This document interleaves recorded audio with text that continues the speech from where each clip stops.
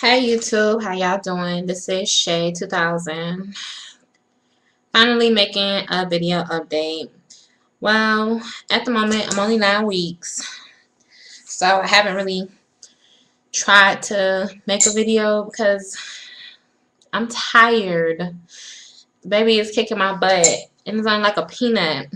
Um, what I was about to say. Well, I'll start off with my symptoms, which is always being tired, sleepy, hungry, even hungry when I don't want to eat, and very argumentative. And I throw like baby temper tantrums, like if I don't get my way. So, like I don't like sharing my food. I feel like I make sure it's enough food in the house for everybody, so don't mess with my food. So it's just certain things I like my fruit and stuff like that. And I don't like being like bothered, touched, or nothing. Like my kids aggravate me so bad. They mommy, mommy, mommy all day, all day, all day, all day. I had them for a week. I had them for a week out of school, and oh my god, I was on the sofa looking so sick. I was like pale. Every day I woke up, it was something. My daughter, she's 4. Every day I woke up, she did something. She either cut the other baby hair, it's food all over the floor. They then went in the kitchen and helped themselves to whatever they wanted. Uh, oh my god, it was just chaotic. I went and got a sonogram, and everything was, everything was cool or whatever. I wish I had like the picture by me. Wish I had the picture by me so I could show y'all the sonogram, but I was trying to ask one, because when you take the Clomid, you take chances of having twins. But I'm still early, but it's either the baby is a boy or I think it's 2, because the side effects that I'm having, I didn't have with my daughter. And like, instead of like throwing up and stuff, I'm like more like gagging or spitting. And spitting is disgusting. What else? I'll eat, and then like I promise maybe every 3.5 to 4 hours, I'm hungry again, which is hard because I'm a CNA and I can't eat every 4 hours. I try to grab a snack or whatever, but it's hard.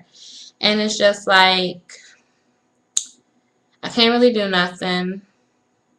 And I stay from around my friends because they drink or they smoke, and I can't do none of that stuff. So it's like no need for me to go around it or whatever. So I just stay from around it because I want to be a good mommy, and I didn't drink and smoke with my daughter, and I'm not going to do it now.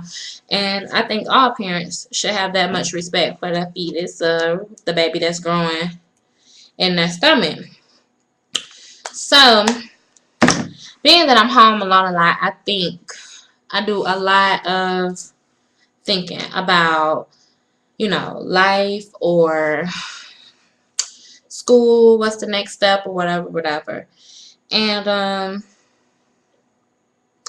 me and my other half, we're not on the best terms, but it's kind of like, it's hard because she has not had children. So she has no understanding how I'm feeling or me being tired or whatever. She never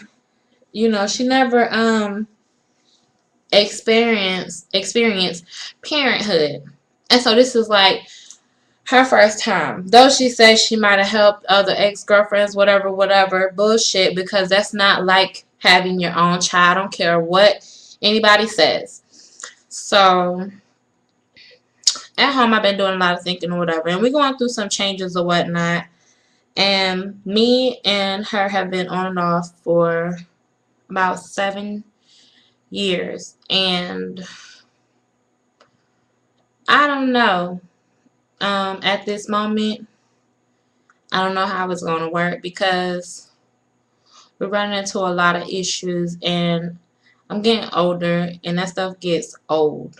Um, I love her, and just because I love her, that don't mean I'm gonna stay with her. You know, I mean, I want her to better herself, but it's more so like I'm pushing her to better herself, and I'm getting on her nerves because I want her to be better for herself. Because once you're better for yourself, you can be better for your family. But she's saying she wants this family life, but then in that instance, her being around like the kids or whatever, it seemed like we're a nuisance to her. And when we get in arguments, we get this. I get stuff like with the three things that really aggravated me was, well, you wake me up out my sleep. This is what she wrote I guess a letter to me, and she's supposed to give it to me, but she left it on the dresser instead of giving it to me. Well, you wake me up out my sleep saying that you're hurting or whatever.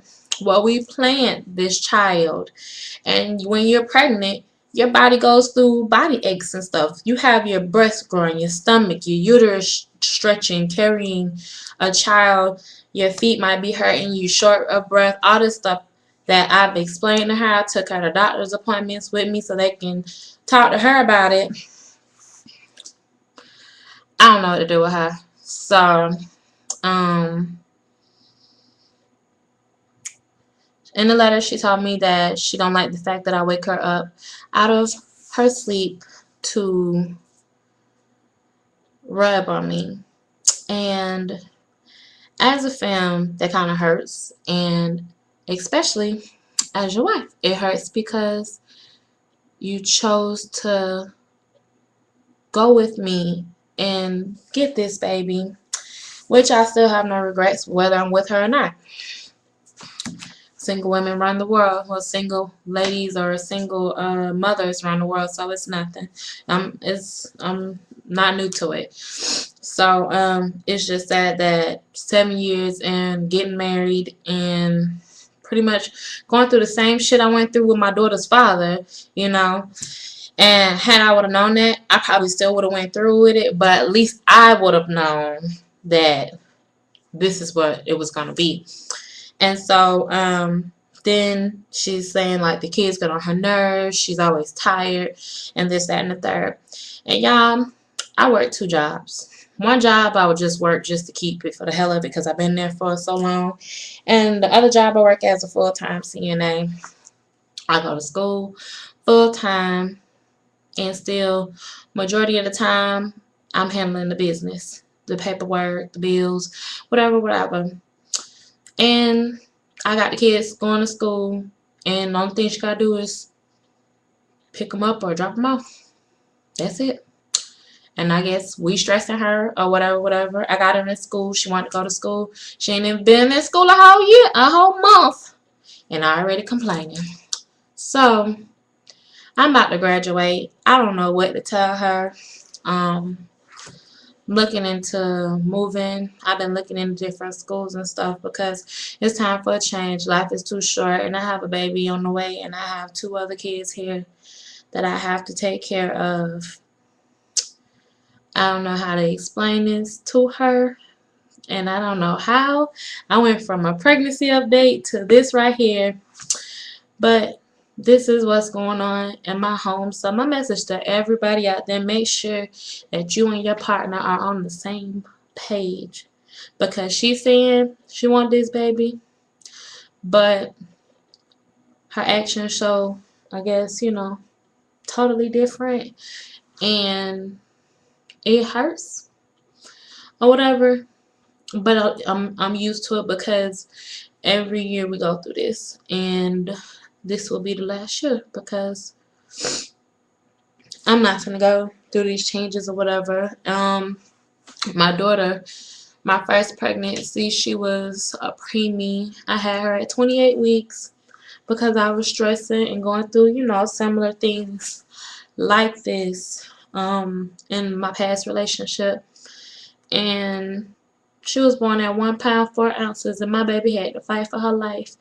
And I be damned if I do this to another child. I'd rather be by myself and and YouTube the hell out y'all and have a conversation by myself before I put my child through it.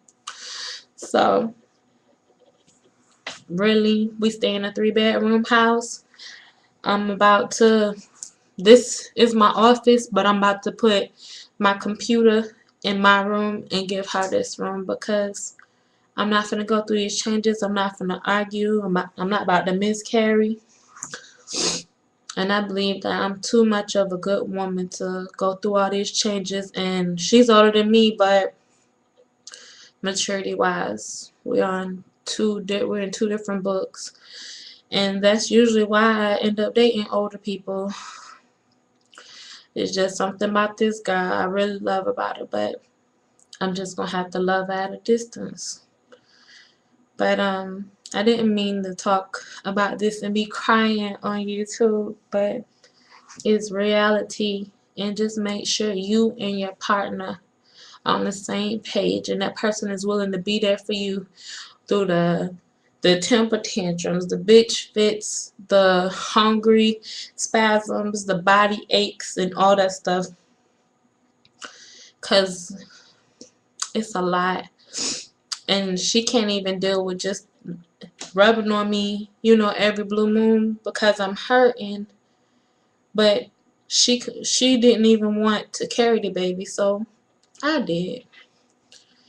So it's all copacetic or whatever. So YouTube, I'll probably do another update maybe tomorrow because as you can see, I'm like too emotional to do this today. So anyways, Bopas in your belly. It's cute. I'm not gonna show mine on here because I'm a big girl, y'all. It ain't happening. Y'all might see it when it's about to pop, but I ain't putting my belly on YouTube. She got a cute shape. I can't do it, so I might show y'all at a distance with a t-shirt on when it starts showing a little bit more, but and I promise I'll put my sonogram up so y'all can see it next time. So until then, I'm out.